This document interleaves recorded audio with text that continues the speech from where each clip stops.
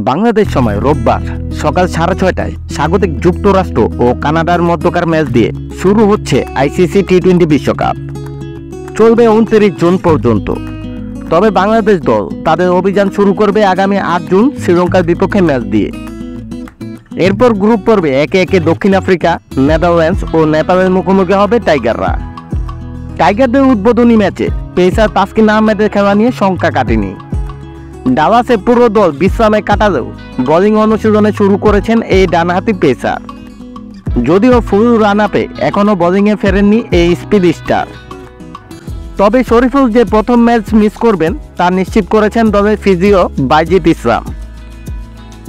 এদিকে যুক্তরাষ্ট্রে উড়াল দিয়েছেন জাতীয় দলের দুই ক্রিকেটার রনি তালুকদার ও নাজমুল ইসলাম অপু।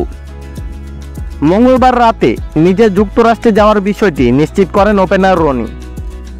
নিজের অফিসিয়াল ফেসবুক পেজে একটি ছবি পোস্ট করে ক্যাপশনে যুক্তরাষ্ট্রের পতাকা ও একটি বিমানের ইমোজি জুড়ে দেন তিনি।